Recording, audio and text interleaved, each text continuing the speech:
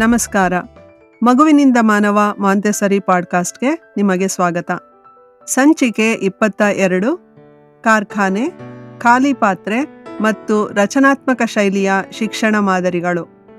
ನಾನು doctor S ರೇಖಾರೆಡ್ಡಿ.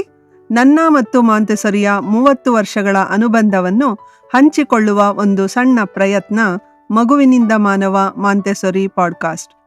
ನೀವು ಪೋಷಕರಾಗಿದ್ದರೆ, ಮಾಂತೆಸರಿ ಬಗ್ಗೆ ಆಸಕ್ತಿ ಹೊಂದಿದ್ದರೆ ಇದು ನಿಮಗೆ ಉಪಯುಕ್ತ. 2005ರಲ್ಲಿ ಭಾರತದ 6ರಿಂದ 14 ವರ್ಷ ವಯಸ್ಸಿನ ಮಕ್ಕಳ ಶಿಕ್ಷಣ ಮಟ್ಟವನ್ನು ಅಳೆದು ವಿಶ್ಲೇಷಿಸುವ ಏಸರ್ ಅಂದರೆ annual status of education report ಒಂದು ಆಘಾತಕಾರಿ ವಿಷಯವನ್ನು ವರದಿ ಮಾಡಿತು. ಭಾರತದ ಸರ್ಕಾರಿ ಮತ್ತು ಪ್ರೈವೇಟ್ ಶಾಲೆಗಳ 5ನೇ ತರಗತಿಯ ಅರ್ಧದಷ್ಟು ಮಕ್ಕಳಿಗೆ 2ನೇ ತರಗತಿಯ ಪುಸ್ತಕವನ್ನು ಓದೋಕ್ಕಾಗಲಿ ಅಥವಾ ಒಂದಂಕಿಯ ಸರಳ ಭಾಗಾಕಾರವನ್ನು ಮಾಡೋಕ್ಕಾಗಲಿ ಬರೋದಿಲ್ಲ ಅಂತ. ಇದೇ ರೀತಿ ಅಂತಾರಾಷ್ಟ್ರೀಯ ಹಂತದಲ್ಲಿ ಪಿಸಾ ಅಂದರೆ programme for international student assessment 15 ವರ್ಷದ ಮಕ್ಕಳ ಭಾಷಾ ನೈಪುಣ್ಯತೆ, ಗಣಿತ ಮತ್ತು ವಿಜ್ಞಾನ ವಿಷಯಗಳ ಜ್ಞಾನ ಮತ್ತು ಅವುಗಳನ್ನು ತಮ್ಮ ನಿಜ ಜೀವನದಲ್ಲಿ ಬಳಸುವ ಸಾಮರ್ಥ್ಯವನ್ನು ಅಳೆಯುವ ಒಂದು ಪರೀಕ್ಷೆ. ಈ ಪರೀಕ್ಷೆಯಲ್ಲಿ ಭಾರತ 2009ರಲ್ಲಿ ಮಾತ್ರ ಭಾಗವಹಿಸಿತ್ತು. ಆ ವರ್ಷ ಭಾಗವಹಿಸಿದ 73 ದೇಶಗಳಲ್ಲಿ ಹೀನಾಯ 72ನೇ ಸ್ಥಾನವನ್ನು ಗಳಿಸಿದ ಭಾರತ ನಂತರದ ವರ್ಷಗಳಲ್ಲಿ ಆ ಪರೀಕ್ಷೆಯಲ್ಲಿ ಭಾಗವಹಿಸುವ ಸಾಹಸವನ್ನು ಮಾಡಲಿಲ್ಲ. ಪಿಸಾ ಪರೀಕ್ಷೆಯಲ್ಲಿ ಭಾಗವಹಿಸಿದ್ದು ನಮ್ಮ ಶಿಕ್ಷಣದ ಗುಣಮಟ್ಟವನ್ನು ಅರಿತುಕೊಳ್ಳೋದಕ್ಕೆ, ನಮ್ಮ ಶಿಕ್ಷಣ ಹೋಗ್ತಾ ಇರೋ ಪಥನ ತಿಳಿದುಕೊಳ್ಳೋದಕ್ಕೆ ಸಹಕಾರಿಯಾಯಿತು. ಅಲ್ಲಿವರೆಗೆ ಬರೀ ಕುರುಡು ಪಾಠಕ್ಕೆ, ಬಾಯಿ ಪಾಠಕ್ಕೆ ಮಾತ್ರ ಒತ್ತು ಕೊಡ್ತಿದ್ದಂತಹ ಶಿಕ್ಷಣ ಪದ್ಧತಿ ಚಟುವಟಿಕೆಗಳಿಗೆ, ಸೃಜನಶೀಲತೆಗೆ ಪ್ರಾಮುಖ್ಯತೆ ಕೊಡೋದಕ್ಕೆ ಪ್ರಾರಂಭಿಸಿತು. ಇಷ್ಟರಲ್ಲಾಗಲೇ ಶಿಕ್ಷಣ ಪದ್ಧತಿಯಲ್ಲಿ ಅನೇಕ ಸುಧಾರಣೆಗಳು ಬಂದಿತ್ತು.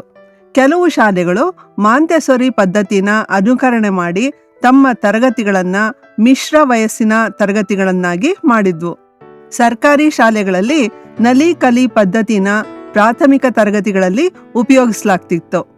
4ನೇ ತರಗತಿಯವರೆಗೆ ಪರೀಕ್ಷೆಗಳನ್ನು ರದ್ದು ಮಾಡಿ ಮಕ್ಕಳನ್ನು ಫೇಲ್ ಮಾಡೋ ಅಂತಹ ಸಂಪ್ರದಾಯನ ಕೂಡ ಕೈಬಿಡಲಾಗಿತ್ತು. ಅಂಕಗಳ ಸ್ಥಾನನ ಗ್ರೇಡ್ಸ್ ತೆಗೆದುಕೊಂಡಿದ್ವು. ಆದರೆ ಇದಾವುದೂ ಶಿಕ್ಷಣದ ಸಮಸ್ಯೆನ ಪರಿಹಾರ ಮಾಡಲಿಲ್ಲ. ಏಕೆಂದರೆ ಈ ಎಲ್ಲ ಬದಲಾವಣೆಗಳು ಸೂಪರ್ಫಿಷಿಯಲ್ ಆಗಿದ್ದು, ಒಳಗಿನ ಮೂಲ ಪಠ್ಯಕ್ರಮ ಶಿಕ್ಷಣ ಪದ್ಧತಿಲಿ ಯಾವುದೇ ರೀತಿಯ ಸುಧಾರಣೆಯೂ ಆಗದೇ ಇರೋದು. ನಾವೇನಾದರೂ ಬದಲಾವಣೆ ತರಬೇಕಾದ್ರೆ ಸಮಸ್ಯೆಯ ಮೂಲನ ಹುಡುಕಿ ಸರಿಪಡಿಸಬೇಕು. ಶಿಕ್ಷಣ ಪದ್ಧತಿಯ ಮೂಲ ಯಾವುದು? ನಮ್ಮ ಶಾಲೆಗಳಲ್ಲಿ ಕೊಡುವ ಶಿಕ್ಷಣನ 2 ಮಾದರಿಗಳ ಮೇಲೆ ನಿರ್ಮಿಸಲಾಗಿದೆ. ಒಂದು ಕಾರ್ಖಾನೆಗಳ ಮಾದರಿ ಮತ್ತು 2ನೇದು ಖಾಲಿ ಪಾತ್ರೆಯ ಮಾದರಿ.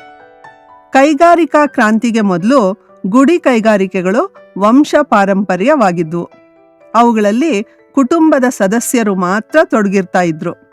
ಯಾವಾಗ ಕೈಗಾರಿಕೆಗಳ ಕ್ರಾಂತಿ ಆಯಿತೋ ಆಗ ಗುಡಿ ಕೈಗಾರಿಕೆಗಳ ಯುಗ ಕೊನೆಯಾಗಿ ಒಂದೇ ಬಾರಿಗೆ ಸಾವಿರಾರು ಜನರು ಕೆಲಸ ಮಾಡುವಂತಹ ಬೃಹತ್ ಕಾರ್ಖಾನೆಗಳ ಕಾಲ ಪ್ರಾರಂಭ ಆಯಿತು. ಕಾರ್ಮಿಕರ ಮತ್ತು ಕಾರ್ಖಾನೆಗಳ ದಕ್ಷತೆನ ಹೆಚ್ಚಿಸೋದಕ್ಕೆ ನಿರಂತರವಾಗಿ ಅಧ್ಯಯನಗಳು, ಸಂಶೋಧನೆಗಳು ನಡೆದ್ವು.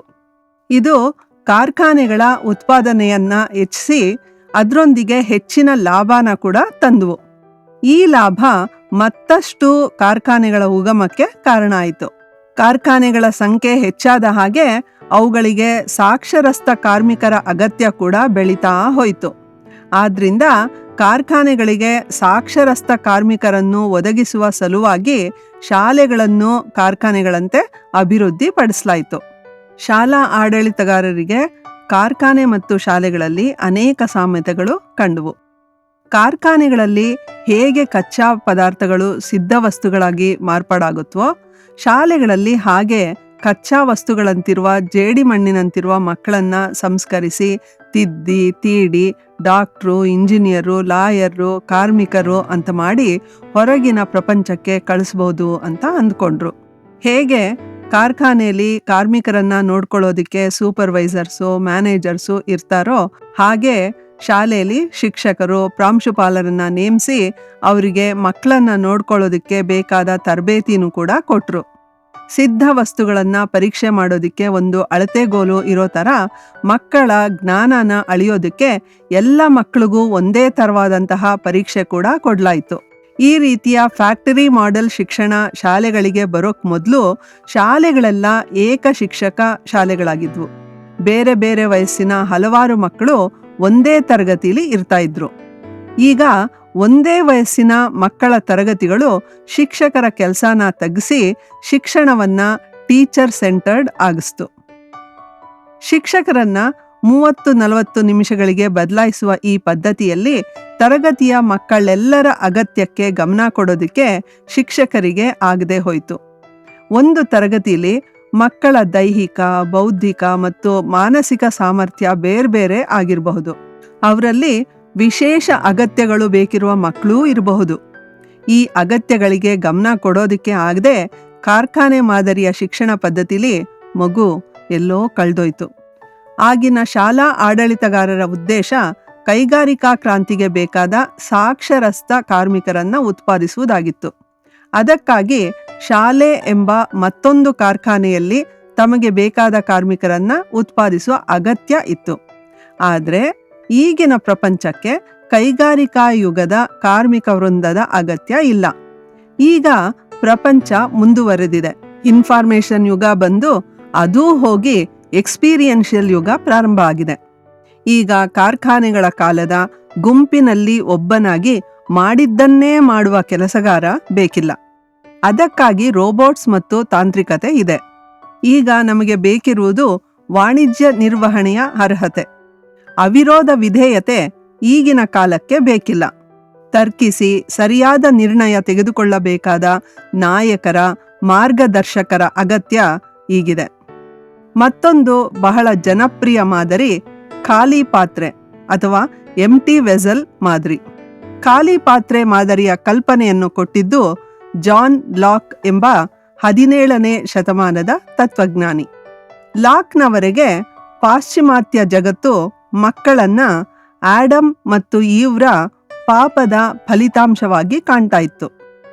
ಪಾಪದಿಂದ ಹುಟ್ಟಿದ ಮಕ್ಕಳು ಹುಟ್ಟುವಾಗಲೇ ಕೆಟ್ಟವರಾಗಿರ್ತಾರೆ. ಅವರನ್ನ ಸರಿ ಮಾಡುವ ಜವಾಬ್ದಾರಿ ಸಮಾಜದ್ದು ಅಂತ ಭಾವಿಸಲಾಗಿತ್ತು. ಆದ್ರಿಂದ ಮಧ್ಯಯುಗದಲ್ಲಿ ಮಕ್ಕಳನ್ನ ಅತಿಯಾಗಿ ದಂಡಿಸಲಾಗ್ತಿತ್ತು. ಜೊತೆಗೆ ಮಕ್ಕಳನ್ನ ಅಸಡ್ಡೆಯಿಂದ ನೋಡ್ತಾ ಇದ್ರು ಕೂಡ. ಇಂತಹ ಕಾಲಕ್ಕೆ ವ್ಯತಿರಿಕ್ತವಾಗಿ ಯಾವುದೇ ಮಗು ಹುಟ್ಟುತ್ತಲೇ ಕೆಟ್ಟವನಾಗಲಿ ಒಳ್ಳೆಯವನಾಗಲಿ ಆಗಿರೋದಿಲ್ಲ. ಅವನನ್ನ ಸಮಾಜ ಒಳ್ಳೆಯವನನ್ನಾಗಿ ಅಥವಾ ಕೆಟ್ಟವನನ್ನಾಗಿ ಮಾಡ್ತದೆ ಅಂತ ಲಾಕ್ ವಾದಿಸಿದ. ಮಕ್ಕಳನ್ನ ಕನಿಕರದಿಂದ ಕಂಡು ಅಲ್ಲಿಯವರೆಗೂ ಅವರಿಗೆ ಇಲ್ದಿದ್ದಂತಹ ಸ್ಥಾನನ ದೊರಕಿಸ್ಕೊಟ್ಟ. ಮಕ್ಕಳ ಮನಸ್ಸು ಖಾಲಿ ಸ್ಲೇಟ್ನಂತಿದ್ದು ವಯಸ್ಕರು ಅದರಲ್ಲಿ ತಮಗೆ ಬೇಕಾದ್ದನ್ನ ಬರೀಬಹುದು ಅಂತ ಸಾಧಿಸಿ ತೋರಿಸಿದ ಲಾಕ್ ಮಕ್ಕಳ ಬುದ್ಧಿನ ಖಾಲಿ ಪಾತ್ರೆಗೆ ಹೋಲಿಸಿ ವಯಸ್ಕರು ತಮ್ಮ ಜ್ಞಾನ ಭಂಡಾರವನ್ನ ಮಕ್ಕಳ ಖಾಲಿ ಇರುವ ಬುದ್ಧಿಗೆ ತುಂಬುವ ಉಪಮೆಯನ್ನ ಕಲ್ಪಿಸಿದ. ಈ ಖಾಲಿ ಪಾತ್ರೆ ಮಾದರಿಯ ಶಾಲೆಗಳಲ್ಲಿ ಮಕ್ಕಳು ಶಿಕ್ಷಕರು ಹೇಳಿದ್ದನ್ನ ಸುಮ್ಮನೆ ಕೇಳಿಸ್ಕೊಳ್ಬೇಕು. ಮಕ್ಕಳ ಆಕ್ಟಿವ್ ಪಾರ್ಟಿಸಿಪೇಷನ್ಗೆ ಇಲ್ಲಿ ಅವಕಾಶ ಇರುವುದಿಲ್ಲ. ಪ್ರಶ್ನೆನ ಕೇಳೋ ಮಕ್ಕಳಿದ್ದರೆ ಅವರನ್ನ ಮೊಳಕೆಯಲ್ಲೇ ಚಿವುಟಿ ಮತ್ತೆ ಪ್ರಶ್ನೆ ಕೇಳದಂತೆ ಬಾಯನ್ನ ಮುಚ್ಚಿಸಲಾಗುತ್ತೆ. ಅಪ್ಪಿತಪ್ಪಿ ಯಾರಾದರೂ ಒಳ್ಳೆಯ ಶಿಕ್ಷಕರು ಮಕ್ಕಳನ್ನ ಕ್ರಿಯಾವಂತರಾಗಿಟ್ಟು ಪ್ರಶ್ನೆ ಕೇಳಲು ಅನುವು ಮಾಡಿದರೂ ತರಗತಿಗಳ ಭೌತಿಕ ವಾತಾವರಣ ಮಕ್ಕಳನ್ನ ತಟಸ್ಥರನ್ನಾಗಿ ಮಾಡುತ್ತದೆ. ಆದ್ರಿಂದ ಕಲಿಕೆ ಒಂದೇ ದಿಕ್ಕಿನಲ್ಲಿ ನಡೆದು ಶಿಕ್ಷಕರು ಕಪ್ಪು ಹಲಗೆಯ ಬಳಿ ನಿಂತು ಪಠಿಸಿದ ಜ್ಞಾನವನ್ನ ಮಕ್ಕಳು ಕುಳಿತು ಕೇಳುವುದನ್ನಷ್ಟೇ ಮಾಡಬೇಕು. ಮಕ್ಕಳು ಖಾಲಿ ಪಾತ್ರೆಗಳು ಅನ್ನೋ ಅಭಿಪ್ರಾಯ ಶಿಕ್ಷಕರಲ್ಲಿ ಇರೋದ್ರಿಂದ ಶಿಕ್ಷಕರು ಮಕ್ಕಳಿಗೆ ಯಾವುದರಲ್ಲೂ ಆಸಕ್ತಿ ಇರೋದಿಲ್ಲ ಅನ್ನುವ ತಪ್ಪು ಅಭಿಪ್ರಾಯಕ್ಕೆ ಬಂದುಬಿಡ್ತಾರೆ. ಇದರ ಜೊತೆಗೆ ಮಕ್ಕಳಿಗೆ ತಾವು ಏನನ್ನು ಕಲಿಯಬೇಕು ಅನ್ನೋದನ್ನ ಆಯ್ಕೆ ಮಾಡೋ ಬುದ್ಧಿಶಕ್ತಿ ಇಲ್ಲ ಅಂತ ಪ್ರಿನ್ಸಿಪಾಲ್ರು ನಿರ್ಧರಿಸಿ ಮಕ್ಕಳು ಕಲಿಯಬೇಕಾದ ಸಬ್ಜೆಕ್ಟ್ಗಳನ್ನು ತಾವೇ ಆರಿಸಿ ಯಾವಾಗ ಯಾವ ಸಬ್ಜೆಕ್ಟನ್ನು ಎಷ್ಟೊತ್ತು ಕಲಿಬೇಕು ಅಂತ ಟೈಮ್ ಟೇಬಲ್ ಗೊತ್ತು ಮಾಡ್ತಾರೆ. ಮಕ್ಕಳು ತಮಗೆ ಇಷ್ಟ ಇರಲಿ ಇಲ್ಲದೇ ಇರಲಿ ಬೇರೆ ವಿಷಯದಲ್ಲಿ ಸಂಪೂರ್ಣವಾಗಿ ತಲ್ಲೀನರಾಗಿದ್ರೂ ಸಹ ಪ್ರಿನ್ಸಿಪಾಲ್ರ ಟೈಮ್ ಟೇಬಲ್ಗೆ ಅನುಗುಣವಾಗಿ ತಮ್ಮ ಆಸಕ್ತಿಗಳನ್ನು ಬದಲಾಯಿಸ್ಕೊಳ್ಬೇಕು. ಇದು ಸಂಪೂರ್ಣವಾಗಿ ಮಕ್ಕಳಲ್ಲಿರುವಂತಹ ಕಲಿಯುವ ಆಸಕ್ತಿನ ಹೊಸಕಾಕಿ ಬಿಡುತ್ತೆ. ಎರಡನೇದಾಗಿ, ಶಿಕ್ಷಕರು ತಮ್ಮಲ್ಲಿನ ಜ್ಞಾನವನ್ನು ಮಗುವಿಗೆ ವರ್ಗಾಯಿಸುವುದಕ್ಕೆ ಕೇವಲ ತಮ್ಮ ಬಾಯಿ ಮಾತನ್ನಷ್ಟೇ ಅವಲಂಬಿಸ್ತಾರೆ. ಅದನ್ನು ಬಿಟ್ಟರೆ ಮಗುವಿಗೆ ಬಹುಮಾನ ಕೊಟ್ಟು, ಸಿಹಿ ತಿನಿಸಿಕೊಟ್ಟು ಅಥವಾ ಶಿಕ್ಷೆಯಿಂದ ಮಗುವನ್ನು ಒಲಿಸಿಕೊಂಡು ತಮ್ಮ ಮಾತಿಗೆ ಗಮನ ಕೊಡುವಂತೆ ಮಾಡ್ತಾರೆ. ವಿಪರ್ಯಾಸ ಏನಂದರೆ, ಬಹುಮಾನ ಅಥವಾ ಶಿಕ್ಷೆಯ ಪರಿಣಾಮ ಬಹಳ ಹೊತ್ತು ಇರುವುದಿಲ್ಲ. ಮೂರನೆಯ ಸಮಸ್ಯೆ, ಪಠ್ಯ ವಿಷಯಗಳನ್ನು ಚಿಕ್ಕ ಚಿಕ್ಕ ತುಣುಕುಗಳಾಗಿ ಕಂಠಪಾಠ ಮಾಡೋದು. ಸಂಬಂಧವಿಲ್ಲದ ವಿಷಯಗಳನ್ನು ಸಂದರ್ಭದ ಅರಿವಿಲ್ಲದೆ ತುಣುಕುಗಳಾಗಿ ಕಲಿಯುವುದು ಮಕ್ಕಳ ಕಲಿಯುವಿಕೆಗೆ ಬಾಧಕವಾಗಿರುವುದನ್ನು ಸಂಶೋಧನೆಗಳು ಪದೇ ಪದೇ ದೃಢೀಕರಿಸಿವೆ. ಹೀಗೆ ಪ್ರಸಕ್ತ ಶಿಕ್ಷಣ ಪದ್ಧತಿ ಔಟ್ಡೇಟೆಡ್ ಆಗಿದ್ದು, ಈಗಿನ ಇನ್ಫಾರ್ಮೇಷನ್ ಮತ್ತು ಎಕ್ಸ್ಪೀರಿಯೆನ್ಷಿಯಲ್ ಯುಗದ ಅಗತ್ಯಗಳಿಗೆ ಅನುಸಾರವಾಗಿ ಮಕ್ಕಳ ಬೆಳವಣಿಗೆಗೆ ಸಮರ್ಪಕವಾಗಿಲ್ಲದ ಕಾರ್ಖಾನೆ ಮತ್ತು ಖಾಲಿ ಪಾತ್ರೆ ಮಾದರಿಗಳ ಮೇಲೆ ನಿಂತಿದೆ. ಈ ಅಸಮರ್ಪಕತೆ ಪಿಸಾ, ಏಸರ್ಗಳಂತಹ ರಿಪೋರ್ಟ್ಗಳಲ್ಲಿ ಮತ್ತು ಇತರ ಸಂಶೋಧನೆಗಳಲ್ಲಿ ಎತ್ತಿ ಕಾಣುತ್ತಿದೆ. ಈ ಎರಡೂ ಮಾದರಿಗಳಿಗಿಂತ ಭಿನ್ನವಾದ ಮತ್ತೊಂದು ಮಾದರಿಯನ್ನು ಪ್ರೊಫೆಸರ್ ಡಿ.ವಿ. ಪಿಯಾಜೆ, ಬ್ರೂನರ್ ಮತ್ತು ಮಾಂಟೆಸೊರಿ ಅಂತಹ ಶೈಕ್ಷಣಿಕ ಸಿದ್ಧಾಂತಿಗಳು ಕೊಟ್ಟಿದ್ದಾರೆ. ಈ ಸಿದ್ಧಾಂತಿಗಳನ್ನು ಕನ್ಸ್ಟ್ರಕ್ಟಿವಿಸ್ಟ್ ಅಥವಾ ರಚನಾತ್ಮಕವಾದಿಗಳು ಅಂತ ಕರೀತಾರೆ. ಏಕೆಂದರೆ ಇವರು ಮಕ್ಕಳನ್ನು ಕೇವಲ ಒಂದು ಖಾಲಿ ಪಾತ್ರೆ ಥರ ನೋಡೋ ಬದಲು ತಮ್ಮ ಜ್ಞಾನ ಭಂಡಾರವನ್ನು ತಾವೇ ನಿರ್ಮಿಸಿಕೊಳ್ಳೋಕೆ ಶಕ್ತಿ ಇರುವವರು ಅಂತ ಕಾಣ್ತಾರೆ. ರಚನಾತ್ಮಕವಾದಿಗಳ ಈ ನಿಲುವು ಮಕ್ಕಳ ಅಗತ್ಯಗಳಿಗೆ ಪ್ರಾಮುಖ್ಯತೆಯನ್ನು ಕೊಡುತ್ತೆ. ವಸ್ತುಗಳ ಬಗ್ಗೆ ಬಾಯಿ ಮಾತಿನಲ್ಲಿ ಹೇಳುವ ಬದಲು ಮಕ್ಕಳು ತಾವೇ ನೋಡಿ ಮಾಡಿ ಕಲಿಯಬಹುದಾದ ಪರಿಸರವನ್ನು ಮತ್ತು ಸಲಕರಣೆಗಳನ್ನು ಒದಗಿಸುವುದಕ್ಕೆ ಈ ಪದ್ಧತಿ ಪ್ರೇರಣೆಯಾಯಿತು. ಇದು ಮಕ್ಕಳ ಒಂದು ಹೊಸ ಮುಖವನ್ನೇ ಪರಿಚಯಿಸಿತು. ಈ ಮಾದರಿಯ ಪರಿಸರದ ಬಗ್ಗೆ ಮತ್ತಷ್ಟು ವಿವರಗಳನ್ನು ಮುಂದಿನ ಸಂಚಿಕೆಯಲ್ಲಿ ತಿಳಿಯೋಣ. ಧನ್ಯವಾದಗಳು.